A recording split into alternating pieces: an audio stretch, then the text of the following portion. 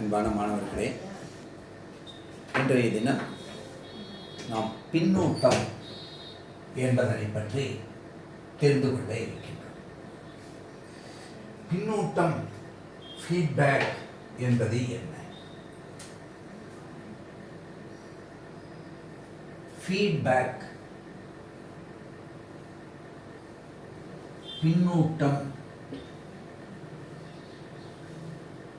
இதுதான் ஒரு பெருக்கி, டிரான்சிஸ்டர் ஆம்ப்ளிஃபையர் அப்படிங்கிறத ஆசிலேட்டர் என்பதாக மாற்றுகின்றது. அலை இயற்றியாக நமக்கு இந்த மின்காந்த அலைகள் தேவைப்படுகின்றன.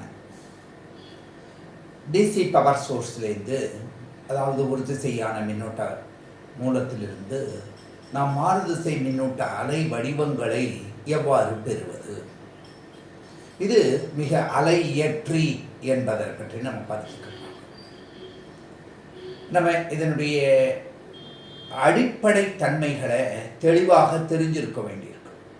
இப்போ இருக்கக்கூடிய லேட்டஸ்ட் டெக்ஸ்ட் புக்கில் இந்த பகுதிகள் உங்களுக்கு ஆசிரியர்களால் விளக்கப்படும் அப்படிங்கிறதா எடுத்துக்கொண்டு அவர்கள் மேலெழுந்தவரியாக ஒரு பிளாக் டயக்ராம் மட்டும் கொடுத்து அப்படியே போயிட்டு இருக்காங்க.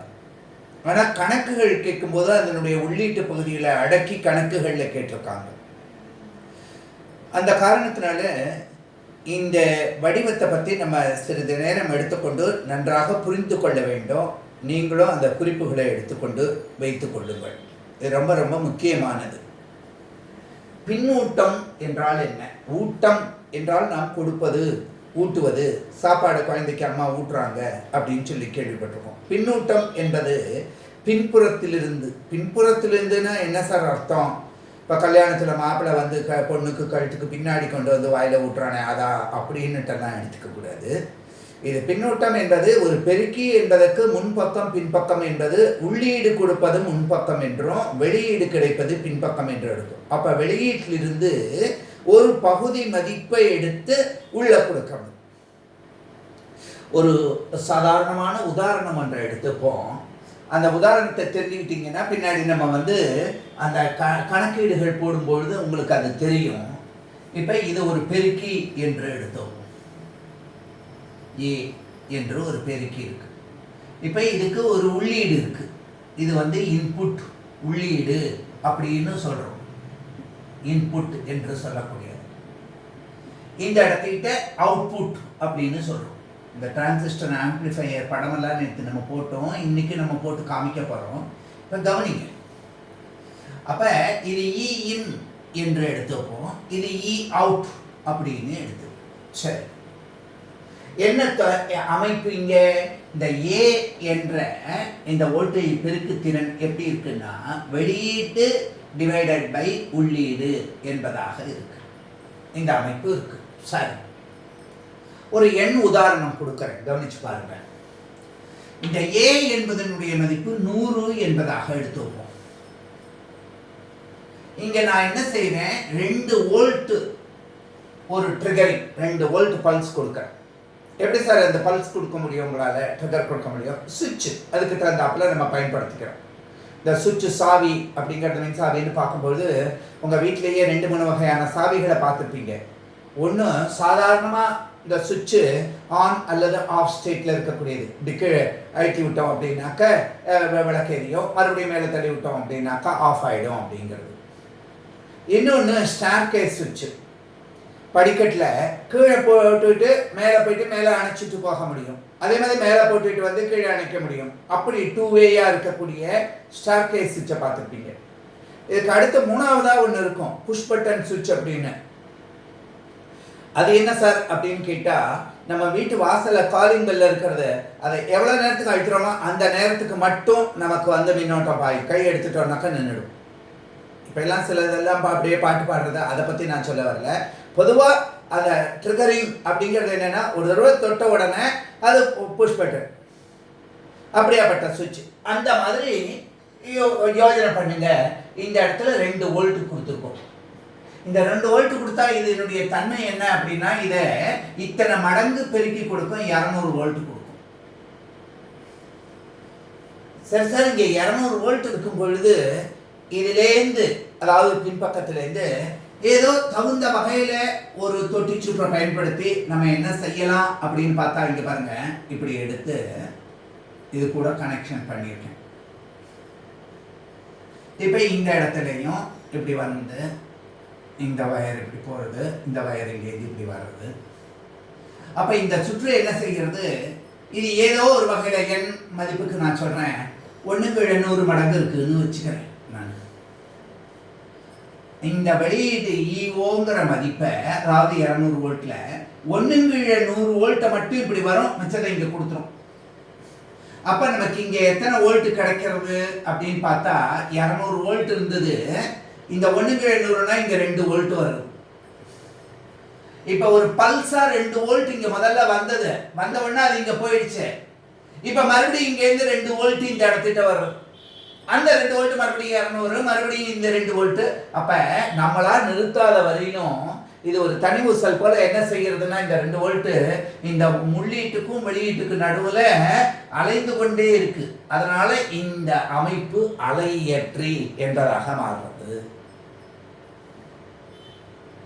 அப்ப நம்ம கொடுத்தது 2 வோல்ட் தான். சப்போஸ் நீங்க மறுபடியும் அந்த 2 வோல்ட்டே கொடுத்துருந்து அது மறுபடியும் இருந்திருந்ததுன்னா இப்ப என்ன ஆயிருக்கும், இந்த 2 கூட இந்த 2 சேர்ந்து இப்ப 400 ஆயிருக்கும். ஏன்னா 4 வோல்ட் இன்புட்டா போகும்போது 400 வோல்ட்டா போயிருக்கும். அப்ப இங்க 2 வோல்ட்டுக்கு 4 வோல்ட் கிடைச்சிருக்கும். 100 மடங்கு அவுட்புட் அப்படின்னாக்கா, அப்ப நான் அடுத்த ஸ்டேஜ்ல 4 வோல்ட்டுங்கிறது இந்த 2 கூட சேர்ந்து 6 ஆகும். அப்ப இது பெருகிட்டே போயிட்டு இருக்கு. அதுக்கு பாசிட்டிவ் ஃபீட்பேக். இந்த கண்டிஷன்லாம் பார்க்க போறோம். அதே நேரத்தில் இந்த அமைப்பே எதிர்த்து வரக்கூடியதா இருந்திருந்தது அப்படின்னு சொல்லியிருந்தால், இந்த மதிப்பை குறைக்கக்கூடியதா இருந்திருந்தது அப்படின்னு சொன்னா, இது 200ன்னு வச்சிருந்தோம்னு வச்சுங்க. 1/200 அப்படின்னா இந்த இடத்துல இருந்து 1 வோல்ட் தான் வந்திருக்கும். அப்ப அந்த 1 வோல்ட் தான் வரும்போது மறுபடியும் அடுத்த தடவைக்கு 100 வோல்ட் தான் வந்திருக்கும் வெளியில. மறுபடியும் அதுல பார்த்தா 0.5 வோல்ட் தான் வந்திருக்கும். அப்ப 50 வோல்ட் தான் வந்திருக்கும். அப்ப குறைஞ்சிட்டே போறது, நெகட்டிவ் ஃபீட்பேக். அப்ப பாசிட்டிவ் ஃபீட்பேக் இருக்கலாம் அல்லது நெகட்டிவ் ஃபீட்பேக். ரீஜெனரேட்டிவ் ஃபீட்பேக்னு சொல்லலாம் அல்லது டீஜெனரேட்டிவ்னு சொல்லலாம். கன்ஸ்ட்ரக்டிவ் ஃபீட்பேக்னு சொல்லலாம் அல்லது டெஸ்ட்ரக்டிவ் ஃபீட்பேக்னு சொல்லலாம். அப்போ அலையேற்றி எப்படி இருக்கு, கன்ஸ்ட்ரக்டிவ் பாசிட்டிவ் ஃபீட்பேக் தான் அலையேற்றி தொடர்ச்சியாக நமக்கு கொடுத்துட்டு இருக்க முடியும். அதாவது ஆக்க பின்னூட்டம், எதிராக்க பின்னூட்டம் அப்படிங்கிற தன்மைகள் அதெல்லாம் எப்படி வருது அப்படிங்கிறத நம்ம இப்போ தெளிவாக பார்ப்போம். இதே படம் தான். இந்த எண் மதிப்பை கொடுத்து சொன்னோம், இந்த மதிப்பு எப்படி இருக்கு அப்படின்னு பாருங்க. இந்த தேரி ஒரு சின்ன சிம்பிளானது தான். அதாவது நமக்கு ஒரு பெருக்கி இருக்கின்றது. இதுக்கு நம்ம என்ன செய்கிறோம், ஒரு சைகை இஎஸ் பிளஸ் ஆர் மைனஸ் சைகை கொடுக்கிறோம். இது நமக்கு இங்கே என்ன கிடைக்கின்றது, இஓ என்று வெளியீடு கிடைக்கின்றது. இப்போ நான் என்ன செய்கிறேன், ஒரு தகுந்த தொட்டி சுற்று ஒன்று போடுறேன். அந்த தொட்டி சுற்று என்ன செய்யும், பீட்டா மடங்கு இந்த அவுட்புட்டை, அதாவது இந்த அவுட்புட்டை எடுத்து இப்படி மேலே தாண்டி குதிச்சா என்ன அர்த்தம், இங்கே தொடர்பு இல்லைன்னு அர்த்தம். இங்கேருந்து ஒரு வயர் எடுத்து இங்கே கனெக்ஷன் கொடுத்துருக்கோம். சரி சார். அப்போ இந்த இடத்துல என்ன இருக்கு, ஈஓ. ஏன்னா இந்த புள்ளிகள்ல எல்லாம் ஈஓ தான் இருக்கு. அப்போ இதனுடைய வெளியீடா என்ன கிடைக்கும் அப்படின்னா, பீட்டா டைம்ஸ் ஈஓங்கிறது கிடைக்கும். சரி சார். அப்போ இந்த வயரை எடுத்து இப்படி இதில் தாண்டி குதிச்சு இப்படி இது கூட கனெக்ஷன் கொடுத்துருக்கோம். இந்த அமைப்பை இப்படி கொடுத்துருக்கோம்.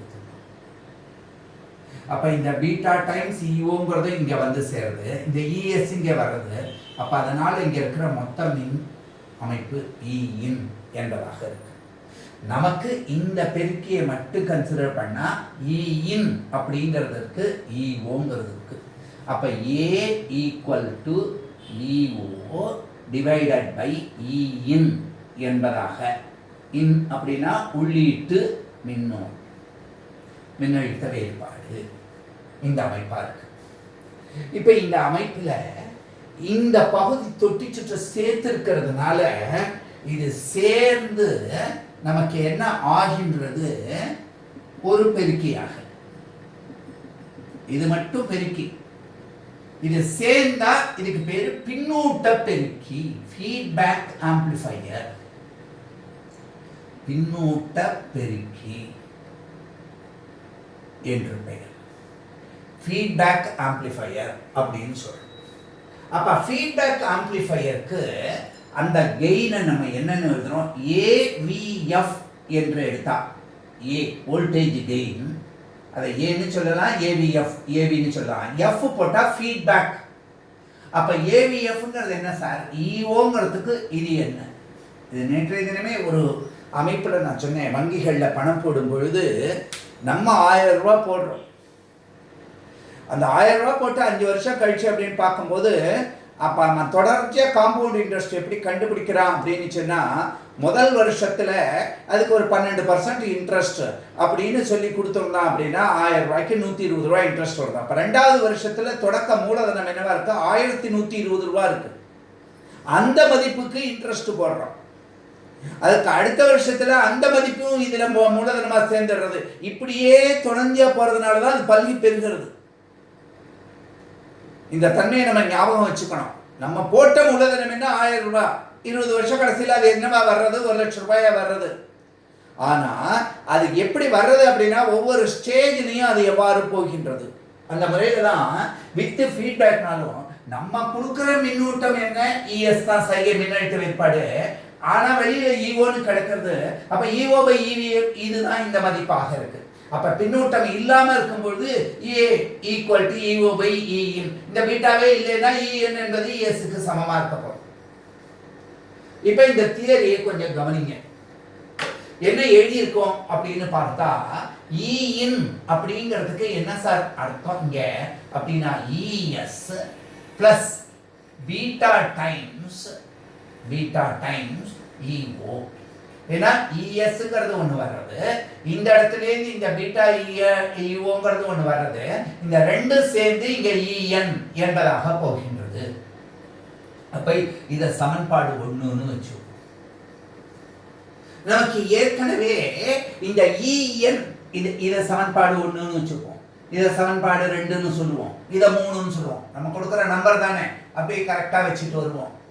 இப்ப கவனிச்சு பாருங்க, இந்த 1வது சமன்பாட்டுல இஎன் அப்படிங்கிறதுக்கு மதிப்பு என்னவா இருக்குன்னா, இஓ பை ஏ என்பதாக அமைகின்றது.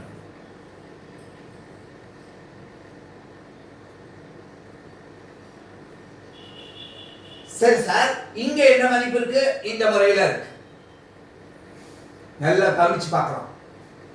அப்ப இந்த இஎனுக்கு இத பிரதியிட்டோம் அப்படின்னு கேட்டா, இஓ டிவைடட் பை ஏ 4வது சமன்பாட்டை 3ல பிரதியிடும் போது equal to E S plus beta times இ0ன்னு கிடைக்கிறது. இந்த ஏனால இதை பெருக்கும். அப்ப E O equal to A times E S plus A beta times E O அப்படின்னு இருக்கு. இப்ப ஒரு மாதிரியான காரணிகளை ஒரு பக்கம் கொண்டு வந்தா, E O minus A beta times E O equal to A times E S என்பதாக இருக்கு. இதை எப்படி எழுதலாம், E O into 1 minus A beta அப்படின்னு எழுதலாம், equal to A times E S என்று எழுதலாம். அப்ப இஓ இந்த இஎஸ் மட்டும் இங்க கொண்டு வந்தா ஈக்குவல் டு என்ன அப்படின்னு கிடைக்கின்றது, ஏ. இங்க பாருங்க, இந்த இஎஸ் தான் கீழே கொண்டு வந்திருக்கேன், divided by 1 minus A beta. நமக்கு தகுந்தாப்புல வந்து சேரும். ஆனா இந்த இஓ பை இஎஸ் என்பதான் சமன்பாடு 2ல என்ன சொல்லியிருக்கோம், வோல்டேஜ் கெயின் வித் ஃபீட்பேக். இதைத்தான் ஏவிஎஃப் என்று குறிப்பிட்டிருக்கோம். முக்கியமான சமன்பாடு 5 அப்படின்னு சொல்றோம். இப்ப இந்த சமன்பாட்டை நம்ம கொஞ்சம் டிஸ்கஸ் பண்ணோம். என்ன சார், அதாவது நல்லா கவனிச்சு பாருங்க, எப்ப பீட்டா ஈக்குவல் டு 0ன்னு ஆறதோ அப்ப இந்த மதிப்பே இல்லைன்னு அர்த்தம். அப்ப பீட்டா ஈக்குவல் டு 0 அப்படின்னு சொன்னா ஏவி, அப்ப என்ன அர்த்தம், ஏவிஎஃப் ஈக்குவல் டு ஏ. அப்ப அந்த பின்னூட்டமே இல்லை. அப்ப இந்த வரைக்கு மட்டும்தான் செயல்படுறதுன்னு அர்த்தம். சரி சார், இப்ப இதுல மாறுபாடு எதனால உண்டானது? 1 - a பீட்டாங்கிற காரணியினால. அப்ப அந்த 1 - a பீட்டா கேஸ் 1 அப்படின்னு எடுத்துப்போம். 1 - a பீட்டா அப்படிங்கிறது கிரேட்டர் தென் 1, 1 காட்டில அதிகமான மதிப்பு, டினாமினேட்டர்ல பகுதியில 1 விட அதிகமான மதிப்பு இருந்தா இந்த மதிப்பை, தொகுதி மதிப்பை 1 விட அதிகமான மதிப்புல நம்ம வகுக்கும் பொழுது என்ன ஆகின்றது? இந்த நிகர மதிப்பு குறைவானதாக போகின்றது. அப்ப AVF என்பது less than A என்று ஆகின்றது. இதைத்தான் நம்ம என்னன்னு சொல்றோம்? Negative feedback.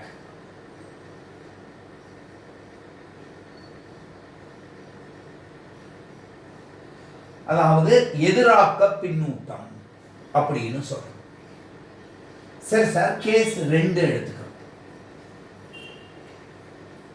இந்த 1 - a பீட்டா அப்படிங்கிறது less than 1 அப்படின்னு இருந்திருந்தா என்ன ஆயிருக்கும்? பகுதி மதிப்பு கீழே 0.5. 0.5 என்ன அர்த்தம்? 1/2. அப்ப அந்த 2 மேல போச்சுன்னா AVF = 2A டபுள் டைம் ஆயிடுறதுன்னு பார்க்குறோமா இல்லையா? அப்ப ஆட்டோமேட்டிக்கா நம்ம என்ன சொல்றோம்? AVF என்பது கிரேட்டர் தென் A. இதைத்தான் நம்ம ஆக்க பின்னூட்டம், பாசிட்டிவ் ஃபீட்பேக், ஆக்க பின்னூட்டம்.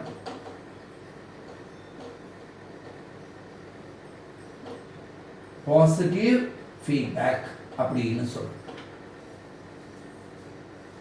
கேஸ் 1 பார்த்தோம், கேஸ் 2 பார்த்தோம். இப்ப கேஸ் 3 பார்க்கணும்.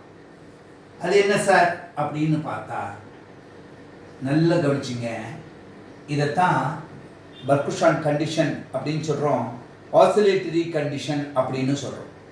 அது என்ன சார் கண்டிஷன் அப்படின்னு கேட்டால், இந்த 1 - a பீட்டா அப்படிங்கிறதே மொத்தமும் 0, அதாவது 1 0க்கு 1ங்கிற மதிப்புக்கு அதிகமாக இருக்கலாம், அல்லது 1ங்கிற மதிப்புக்கு குறைச்சலாக இருக்கலாம். எப்போ இந்த 1 - a பீட்டா = 0 என்ற மதிப்பை அடைகின்றதோ அப்போ therefore 1 = a பீட்டான்னு ஆறுது, அல்லது பீட்டா = 1/a. கொஞ்ச நேரத்துக்கு முன்னாடி பார்த்த மாதிரியில் கூட பார்த்தோம், 100 என்பது பெருக்கு என்னன்னா இங்கே பீட்டா மதிப்பு 1/100ன்னு எடுத்துக்கலாம்னு சொல்லி சொன்னேன். அதுபோல் எப்போ பீட்டா = 1/aன்னு ஒரு கண்டிஷன் வர்றதோ அப்போ ஆட்டோமேட்டிக்காக பாருங்க, இந்த 1 - a பீட்டால இது என்ன மதிப்பாக ஆகின்றது பாருங்க, a × 1/a அப்படின்னு சொன்னா 1, 1 - 1 என்ன ஆகும்? 0. அப்ப AVF மதிப்பு என்ன ஆகின்றது? ஈரிலி ஆகின்றது. அதாவது ஒரு முறை எடுத்து கொடுத்துட்டா தொடர்ச்சியா, அதாவது இங்க 100 இருந்து இது 1/100னா இங்க 2 வந்ததுன்னா ஒரு ட்ரிகரிங் இம்பல்ஸ், ஒரு 2 வோல்ட் மட்டும் கொடுத்து விட்டுட்டா இந்த 2 இங்க 200 ஆகும், மறுபடியும் இங்க 2 வரும், அந்த 2 மறுபடியும் இங்க 200 ஆகும், மறுபடியும் இங்க 2 வரும். இப்படியே தொடர்ச்சியா முன்னுக்கும் பின்னுக்கும் இத அலை இருக்கிறதுனால இதத்தான் condition for oscillation, Barkhausen's condition for oscillation. இது என்ன பின்னோட்டம்? இது ஆக்க பின்னோட்டமா எதிராக்க பின்னோட்டமா? ஆக்க பின்னோட்டம், பாசிட்டிவ் ஃபீட்பேக். அப்ப இந்த அமைப்புகள் எல்லாம் நமக்கு நாமளே இன்ஃபர் பண்ணி தெரிஞ்சுக்க முடியும்னு சொல்லி எளிமையானது தான். அப்படியே புத்தகத்தில் ஜம்ப் பண்ணிட்டு போயிட்டு, ஆனால் கணக்குகளில் கேட்டிருக்காங்க, அப்ஜெக்டிவ் கொஸ்டின்ஸ்லையும் கேட்குறாங்க. அதனால நம்ம இந்த மதிப்புகளை சிறிது நேரம் எடுத்துக்கிட்டு நம்ம இப்போ என்ன செஞ்சிருக்கோம்? ஒரு டெரிவேஷன் போட்டு காமிச்சிருக்கோம். ஆக ஃபீட்பேக் ஆம்ப்ளிஃபையர், பின்னூட்ட பெருக்கி அப்படிங்கிறது எப்படி செயல்படுகிறது?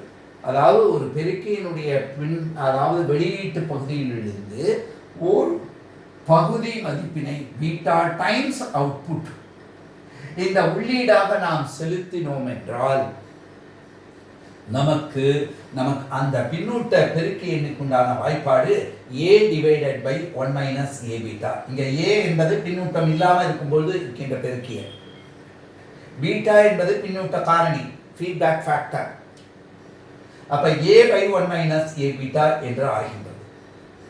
அந்த 1 minus a beta என்பது ஒன்றை காட்டிலும் அதிகமாக இருந்தால் AVF பின்னூட்டத்துடன் கூடிய பெருக்கி எண் பின்னூட்டம் இல்லாத பெருக்கி எண்ணை காட்டிலும் குறைவாக இருக்கிறது. இதனை எதிராக்க பின்னூட்டம், ஸ்டெபிலிட்டி கண்டிஷனுக்கு பார்ப்போம். ஆக்க பின்னூட்டம் என்பது 1 minus a beta என்பது less than 1 ஆக இருந்தால் AVF greater than A என்று அமைகின்றது. அப்ப கேஸ் 3 முக்கியமான கண்டிஷன், இதை பர்குஷான் கண்டிஷன் என்று சொல்கின்றோம், கண்டிஷன் ஃபார் ஆசிலேஷன் என்று சொல்கின்றோம், அலையீட்டிற்கான நிபந்தனை என்று சொல்றோம்.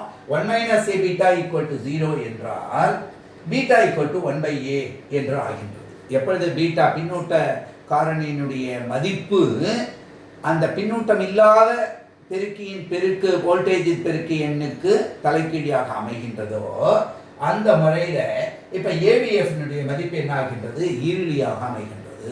நாம சுவிட்ச் ஆஃப் செய்யாத வரையிலும் இதை தொடர்ச்சியாக அந்த வேவை ஜெனரேட் பண்ணிக்கிட்டே இருக்கும். இந்த அலையேற்றுகள் நமக்கு சைனசாய்டல் வேவ்ஸ் என்ற சைன் வேவுகளோ அல்லது சதுர வேவுகளோ அல்லது பலவிதமான வகையான மல்டிவேட்டனுடைய அமைப்புகள் எல்லாம் வரப்படுது. எல்லா வகையிலையும் நம்ம எடுத்துக்கொள்ள போகும்போது இந்த பின்னூட்டம் அப்படிங்கிற ஒரு அமைப்பு முக்கியமானதாக இருக்கின்றது. சரி, இப்ப நம்ம இந்த பின்னூட்டம் இந்த அமைப்பு பொதுவாக ஒரு தொட்டி சுற்று L மற்றும் C, ஏனென்றால் அது ஒரு குறிப்பிட்ட ரெசனன்ட் ஒத்திசைவு சுற்றாக செயல்படும் நம்ம படிச்சிருக்கோம். அப்ப F equal to 1 by 2 pi root of LC என்று எடுத்துக்கொள்ள முடியும். ஆரம்பத்தில் ஹார்ட்லி என்பவர், கால்பீட் என்பவர்லாம் கெப்பாசிட்டரை கொண்டு 2 கெப்பாசிட்டர் ஒரு இண்டக்டரை வச்சு கண்டுபிடிச்சாங்க. அடுத்தது ஒரு 2 இண்டக்டர் ஒரு கெப்பாசிட்டரை கொண்டு ஒரு ஹார்ட்லி ஆசிலேட்டர் செஞ்சாங்க. நம்ம ஒரு ஆசிலேட்டர் டிரான்சிஸ்டர் பெருக்கி எவ்வாறு ஆசிலேட்டராக மாறுபடுகின்றது அப்படிங்கிற அமைப்பை நம்ம இங்கே பார்க்கலாம். மிக எளிமையானது தான். ஒரு டிரான்சிஸ்டர்ல என்ன ஏற்படுகின்றது அப்படின்னு பார்த்தா பொதுவாக உள்ளீட்டுக்கும் வெளியீட்டுக்கும் இடையில உள்ள செய்கையானது 180 டிகிரி, அதாவது பை அளவு ரொட்டேட் ஆகுது. ஒரு ஃபேஸ் சேஞ்ச் இன்டர்னலாக நமக்கு அந்த மாதிரி கிடைக்கிறதுன்னு பார்க்குறோம். ஆனால் இந்த ஆசிலேட்டரில் பார்க்கும்போது ஒரு ஆட்டோ ரொட்டேஷன் மறுபடியும் ஒரு அமைப்பு ஏற்படுறதுனால அந்த அமைப்பையும் சேர்த்து பார்க்கும்போது என்ன ஆகின்றது, சைகையினுடைய அமைப்பு படியே அதே கட்டத்தில் இருக்கிறாப்புல கிடைக்கின்றது. சரி சார், இப்போ இந்த பின்னூட்ட பெருக்கி ஒரு டிரான்சிஸ்டர், முதல்ல டிரான்சிஸ்டர் என்ன சொல்றோம், டிரான்சிஸ்டர் ஆசிலேட்டர்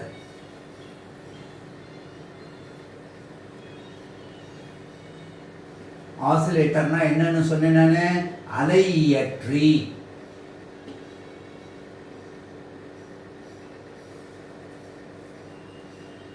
இப்போ நம்ம என்ன எடுத்துக்கிறோம், காமன் எமிட்டர் கான்ஃபிகரேஷனே எடுத்துக்கிறோம், NPN டிரான்சிஸ்டரே எடுத்துக்கிறோம். இதெல்லாம் நம்ம ஆரம்பத்தில் நம்ம சொல்லியிருக்கோம் என்ன காரணங்கள்னு. இப்போ பொதுவாக ஒரு டிரான்சிஸ்டர் பெருக்கி படம் போடும் பொழுது NPNஆக இருக்கிறதுனால இப்படி இருக்குது, இது எமிட்டராக இருக்குது, இதுலேருந்து இப்படி போய் இங்கேருந்து கலெக்டர் போகின்றது அப்படின்னு போகிறோம். இந்த இடத்துட்ட பலு மின்தடை அப்படிங்கிறத கொடுத்துருக்கோம். அந்த பலு மின்தடை அப்படிங்கிறது ஒரு காயிலாக இருக்கலாம், ஒரு ரெசிஸ்டன்ஸாக இருக்கலாம், எப்படி வேணாலும் வைக்கலாம். பொதுவாக காயில் அப்படின்னா RFC, RF சோக் அப்படின்னு சொல்லுவோம். இங்கே VCC, ஏன்னா அது கூட தொடர்பு கொடுத்து பார்க்க போகிறோம். VCC பாசிட்டிவ் அப்படின்னு சொல்கிறோம். இந்த இடத்துலேருந்து கப்ளிங் கண்டென்சர் CC என்பது இருக்கும் அப்படின்னு சொல்லியிருந்தேன். ஏன்னா நம்ம அந்த வரக்கூடிய DC மதிப்பில் நிலைநிறுத்தி AC மதிப்பில் மட்டும் கொண்டு போகிறதுனால அடுத்த ஸ்டேஜுக்கு அப்படி பார்க்குறோம். இந்த இடத்துட்ட இதுக்கு தற்சார்பு கொடுக்கறதுக்காக ஒரு RE மதிப்பு கொடுத்துருப்போம்.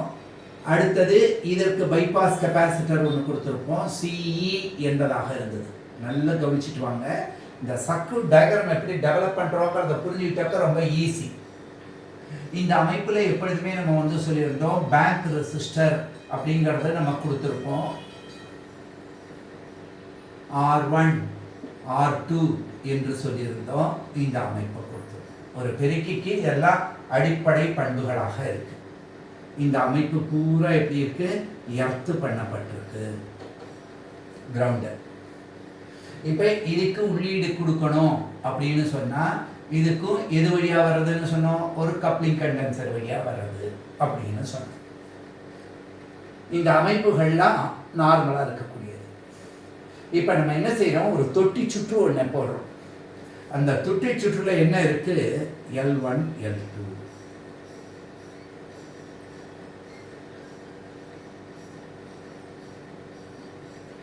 இங்க பாருங்க, இங்க இணைப்பு இருக்கு. இப்ப இந்த அமைப்பை தான் எடுத்து இது கூட ஒரு டியூனிங் கண்டென்சர் எந்த ஃப்ரீக்வன்சி வேணுமோ இந்த ரெண்டினுடைய தொகுப்பையின் மதிப்பை L அப்படின்னு எடுத்துக்கிட்டா நம்ம ஃப்ரீக்வன்சியை 1/2π√LC என்று நம்ம சொல்லியிருக்கோம். இது எப்படி வந்தது, நமக்கு இந்த தொட்டி சுற்றுல ரெண்டு கொடுக்கின்ற மின் எதிர்ப்புகள் சமம் அப்படின்னு சொல்லியிருந்தோம். L omega equal to 1/C ஒமேகான்னு சொன்னோம். அப்போ ஒமேகா ஸ்கொயர் ஈக்குவல் டு 1/LCன்னு கிடைச்சது. அப்போ ஒமேகா ஈக்குவல் டு 1/√LCன்னு கிடைச்சது. ஒமேகாவுடைய மதிப்பு 2πf. 2πf equal to 1/√LC அப்படின்னு இருந்தா f ஈக்குவல் டு 1/2π√LC. இப்படிதான் இந்த வாய்ப்பாடு நம்ம பெற்றோம். ஏற்கனவே உங்களுக்கு அது தெரியும். இந்த அமைப்பு 180 டிகிரி ரொட்டேஷனை கொடுக்கிறது. இந்த அமைப்பு 180 டிகிரி. அதனால உள்ளீட்டு சைகையும் வெளியீட்டு சைகையும் எப்படி இருக்கு, ஒரே கட்டத்துல அமைகின்றது ஆசிலேட்டர்ல. அப்ப இந்த மதிப்பு எங்க வந்து சேர்றது அப்படின்னு பார்த்தா இதுல வந்து தொட்டி சுற்றுல. இந்த மதிப்பு எங்க வந்து சேர்றதுன்னு பார்த்தா இங்க வர்றது. அப்ப உள்ளீடு இந்த பகுதியில கொடுக்கிறோம், வெளியீடு இந்த பகுதியில எடுக்கு.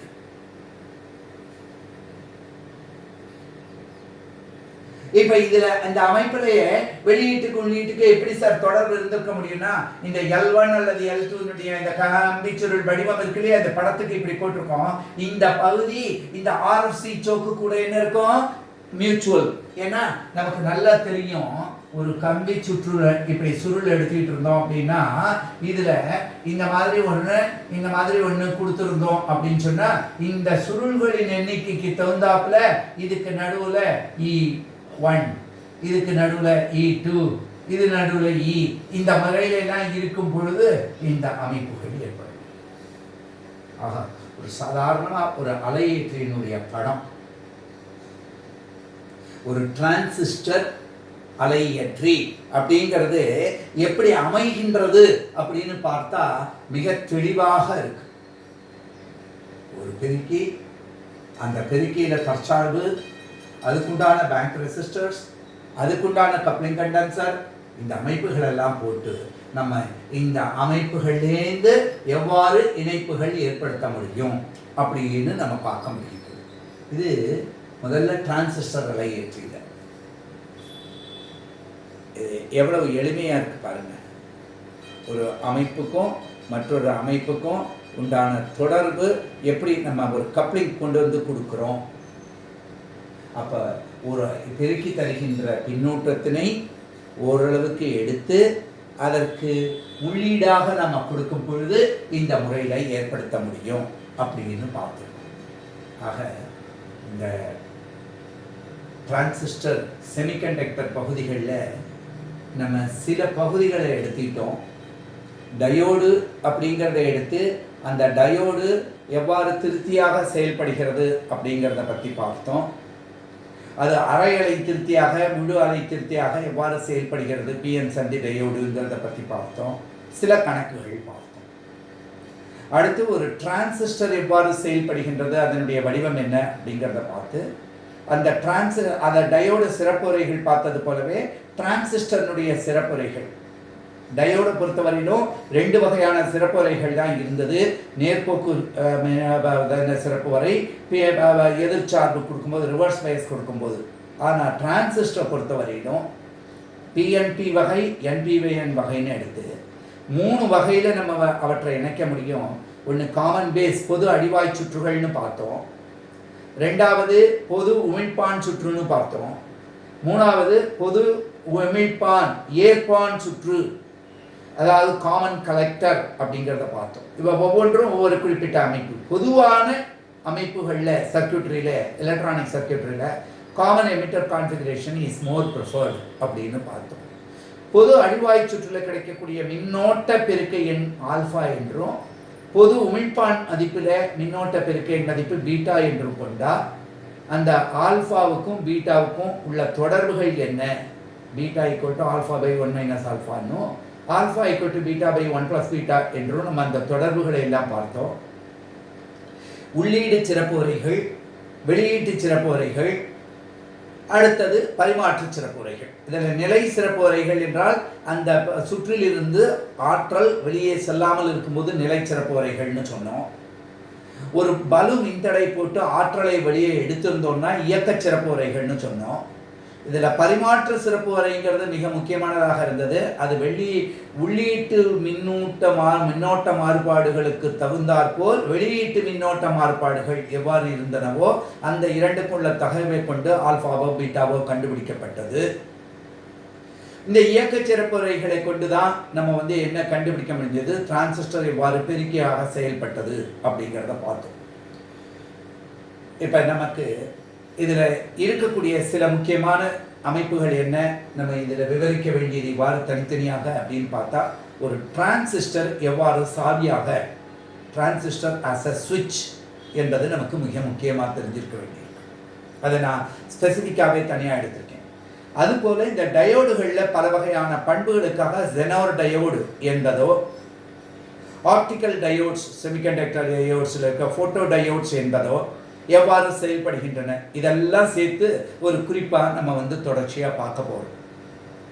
அந்த அமைப்புகள்லாம் பார்க்கும்போது அதனுடைய அந்த முக்கியமான பிரேக் ஈவன் பாயிண்ட், அந்த பிரேக்கிங் வோல்டேஜ் எல்லாம் என்ன அப்படிங்கிறத நம்ம தெரிஞ்சுக்க போகிறோம். அதனால் அதில் ஏற்படக்கூடிய பயன்பாடுகள்லாம் என்னென்ன வகையில், ஜெனார் டயோடினுடைய பயன்பாடுகள் என்ன, ஃபோட்டோ டயோடினுடைய பயன்பாடுகள் என்ன, டிரான்சிஸ்டர் இவ்வாறு வரும்போது எவ்வாறு செயல்படுகிறது, எதுக்காக அப்படின்னு பார்த்தா, இதுக்கப்புறம் நம்ம பார்க்க போகிறது டிஜிட்டல் எலக்ட்ரானிக்ஸுங்கிறது. அந்த இடத்துல லாஜிக் கேட்ஸ் என்று நம்ம பயன்படுத்த போகிறோம். AND gate, OR gate, NOT gate, universal or gate என்றெல்லாம் நம்ம பார்க்க போகிறோம். எக்ஸ்ஆர் கேட் என்றெல்லாம். அப்போ அந்த யூனிவர்சல் கேட் என்று NAND, NOR என்று மற்ற அடிப்படை பேசிக் கேட்ஸ் எல்லாம் பயன்படுத்த முடியும்னு சொன்னால், அங்கே அதுக்குண்டான டிமார்கன் தியரம்ஸ் எல்லாம் எப்படி நம்ம எடுப்பது அப்படின்னு அந்த ட்ரூத் டேபிள்லாம் நம்ம பார்க்க போகிறோம். பூலியன் அல்ஜிப்ரா வச்சு ரொம்ப எளிமையான பண்பு தான் இதுவும். அப்போ இந்த தொடர்புகளை பார்க்கும் பொழுது அந்த கேட்டுகள் எதை கொண்டு உருவாக்கப்படுகின்றன, அண்டு கேட்டோ ஆர் கேட்டோனா இந்த டயோடு டிரான்சிஸ்டர்களை கொண்டு உருவாக்கப்படுகிறது.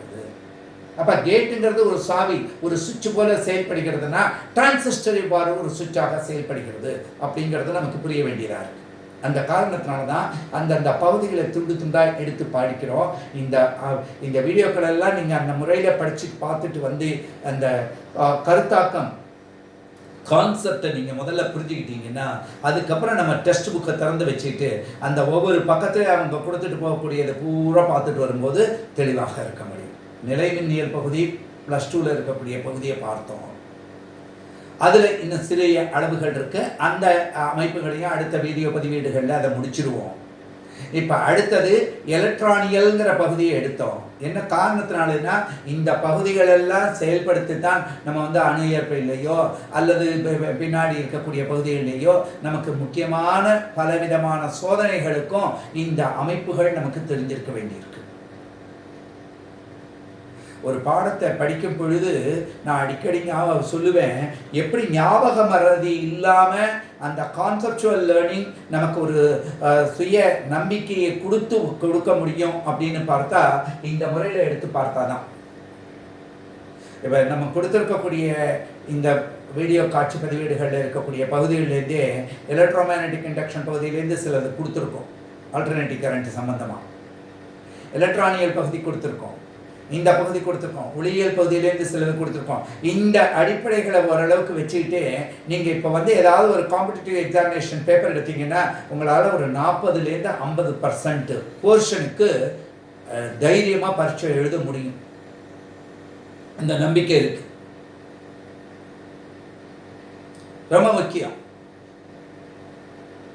ஸோ இந்த கணக்குகள் போடுறதுலையோ இதுலேயோ இதுக்கு தான் நான் வந்து பொதுவாக சொல்கிறத மென்டல் ஜிம்னாஸ்டிக்ஸ் அப்படின்னு சொல்கிறது. இந்த பகுதியிலேருந்து அந்த பகுதி, இந்த பார் ஜிம்னாஸ்டிக்ஸ் சர்க்கஸில் காமிக்கிறாங்க பார்த்தீங்களா, இங்கேருந்து அங்கேருந்து இங்கேருந்து தாவறாங்கன்னுட்டு ஒரு படித்தானது தான். இயற்பியல் தான் படிக்கிறோம், பல்மனை கூறு ஹெட்ரோஜினியஸாக போல ஒன்று தான் படிக்கிறோம். ஆனால் அந்த கூறுகளையே நம்ம இந்த முறையில், அதாவது சின்ன வகுப்புகளெல்லாம் பாட வாரியாக முதல் பாடம் முடித்து ரெண்டாவது பாடம் முடித்து மூணாவது பாடம் படிக்கிறதுங்கிறது ஒன்று. ஆனால் எக்ஸாமினேஷன் போட்டி தேர்வுகளுக்காக நம்ம படிக்கும் பொழுது இப்போ இருக்கக்கூடிய அமைப்புகள்லாம் பார்க்கும்போது நீங்கள் வந்து மார்ச் மாதத்தில் எனக்கு போர்டு எக்ஸாமினேஷன் நடக்கிறது அப்படின்னாலும் நமக்கு வந்து ஜனவரி மாதத்திலிருந்தே அடுத்த கல்வியாண்டில் என்னாகும், பலவேறு விதமான காம்படிட்டிவ் எக்ஸாமினேஷனுக்கு உண்டான என்ட்ரன்ஸு பரீட்சைகள் எல்லாம் பல்வேறு மாநிலங்கள்லேயும் அந்த அமைப்புகளும் ஆரம்பிச்சிடும். அதுக்கெல்லாம் நம்ம அப்ளை பண்ண வேண்டியிருக்கும். அது மாதிரி சில பேர் சிங்கப்பூர் போன்ற யூனிவர்சிட்டிஸுக்கெல்லாம் அப்ளை பண்ணுவீங்க. அப்படியெல்லாம் பண்ணும் பொழுதெல்லாம் நமக்கு என்ன அப்படின்னா, டிசம்பர் மாதத்துக்குள்ள நம்ம இந்த பகுதிகள் அனைத்தும் தெளிவாக இருக்கணும். இப்போ போகக்கூடிய இந்த வேகத்திலேயே என்னை பொறுத்தவரையிலும் நவம்பர் மாதம் 15ஆம் தேதி அப்படின்னு வச்சுருக்கேன். அதுக்குள்ளே இந்த 12th ஸ்டாண்டர்டு போர்ஷன் ஆரம்பத்திலேருந்து கடைசி வரையிலும் இருக்கிறது, அப்புறம் 11th ஸ்டாண்டர்டில் இருக்கிற முக்கியமான கூறுகள் அதெல்லாம் முடிச்சுட்டு வந்துடுவேன். ஜனவரி மாதத்துக்குள்ளே 11th 12th இந்த புது டெக்ஸ்ட் புக்கில் இருக்கக்கூடிய அனைத்து பாடத்துக்கும் நம்ம வந்து இங்கே சிறிய சிறிய காட்சி பதிவுகளாக கொடுக்கிறோம். இதை தவிர நம்ம சைக்காலஜியோ அல்லது இன்ஜினியரிங் காலேஜில் இருக்கிற அமைப்புகளோ இதுக்கு மேற்பட்ட இதை கொடுக்கறது தனி. ஆனால் இந்த பகுதி அப்படிங்கிறது உங்களுக்கு ஒரு தொடர்ச்சி கொடுக்குறோம். புத்தகத்தில் இருக்கிறது இந்த பகுதி முடிய முடிய அதில் இருக்கக்கூடிய கணக்குகள் எல்லாமும் முக்கியமான கணக்குகள், அதாவது எடுத்துக்காட்டு கணக்குகள்லாம் புத்தகத்திலேயே கொடுத்துருக்காங்க தெளிவாக. இந்த பயிற்சி கணக்குகள் எப்படி நம்ம அணுகணும், அதில் இருக்கக்கூடிய நுட்பங்கள் என்ன அப்படிங்கிறதையும் நம்ம வந்து அங்கே பார்க்க போகிறோம். ஸோ நீங்கள் இந்த தன்மைகளை தெளிவாக புரிஞ்சுக்கிடுங்க. ஒவ்வொரு அமைப்புலையும் இருக்கக்கூடியதில் இப்படி எழுதினா உடனே நமக்கு என்ன தோணணும், இதுக்குண்டான அழகு ஹெட்ஸ் என்று போடணும். முக்கியமான வாய்ப்பாடு அப்படின்னு சொன்னால் அதை கட்டம் போடணும். இந்த கருத்தாய்வில் இது இந்த துட்டி சுற்று L1 L2 இந்த அமைப்பு C என்று எடுத்துக்கொண்டு இந்த ரெண்டுத்தினுடைய தொகுபயன் மதிப்பை தான் இங்கே L என்று எடுத்திருக்கோம். அதுதான் நமக்கு ஒத்ததிசைவு சுற்றுல இருக்க முடியும். ஃப்ரீக்வன்சி செலக்ட் பண்ணி கொடுக்கும், அந்த ஃப்ரீக்வன்சி நமக்கு கிடைக்கின்றது. அதுதான் பின்னூட்டத்தில் பயன்படுகின்றது அப்படின்னுலாம் நம்ம பார்க்கின்றோம். ஆக பல்வேறு விதமான அமைப்புகள்லையும் நம்ம இந்த எண் மதிப்பு கொடுத்து இந்த எண் மதிப்பில் கொண்டு போடுறது தான் ப்ராப்ளம்ஸ். இங்கெல்லாம் ஈஸியான ப்ராப்ளம்ஸ். இந்த பகுதிகள் இருந்தெல்லாம் காம்படிட்டிவ் எக்ஸாமினேஷனில் நம்ம எந்த கொஸ்டினையும் விடக்கூடாது. தெளிவாக புரிஞ்சிருக்கிறதுனால சுலபமாக இதில் தப்பே இல்லாமல் ஜீரோ டிஃபெக்ட் ஈக்குவேஷன்ஸ் அப்படின்னு பேர். ஜீரோ டிஃபெக்ட் போர்ஷன்ஸ் இதெல்லாம், அந்த போர்ஷன்ஸ் எல்லாம் நம்ம தெளிவாக புரிஞ்சுக்கிட்டே வந்தோம் அப்படின்னா அந்த உறுதிப்பாடு எத்தகைய நிலையிலையும் உடனடியாக, அதாவது நடுவில் திடீர்னு பரீட்சை வைக்கிறாங்க, திடீர்னு எப்போ பரீட்சை நடக்க போகிறதுனே தெரியலேங்கிறாங்க, கவலைப்பட வேண்டாம். நம்ம கொஞ்சம் கொஞ்சம் படிப்போம். ஒரு நாளைக்கு நம்ம படிக்கிறது ஒரு கான்செப்ட், ஒரு பகுதி தான் படிக்கிறோம். இப்படி தொடர்ச்சியாக படித்து கொண்டே போவோம். அப்படி படிச்சுட்டே போகும் பொழுது தெளிவாக தெரியும். ஆக தமிழ் மீடியம் ஸ்டூடெண்ட்ஸாக இருந்தாலும் இங்கிலீஷ் மீடியம் ஸ்டூடெண்ட்ஸாக இருந்தாலும் கான்செப்டுங்கிறது தமிழ்நாட்டில் இருக்கக்கூடிய அனைத்து வகையான மாணவர்களுக்கு தமிழ் தெரியும். அப்போ அது இங்கிலீஷில் இருக்குன்னாலும் அந்த வேர்ட்ஸ் எல்லாம் நம்ம அப்படி தான் பயன்படுத்தோம். ரெசிஸ்டன்ஸ், மின்தடை, கெப்பாசிட்டர், மின்தேக்கி, எர்த், கிரவுண்டு பண்ணுறோம், இந்த டிரான்சிஸ்டர், இதெல்லாம் பயன்படுத்துகிறோம். இந்த அளவுக்கு நீங்கள் தெளிவாக இருக்க வேண்டியது அவசியமாக இருக்குது. நன்றி. மேற்கொண்டு அடுத்த பதிவில் பார்ப்போம்.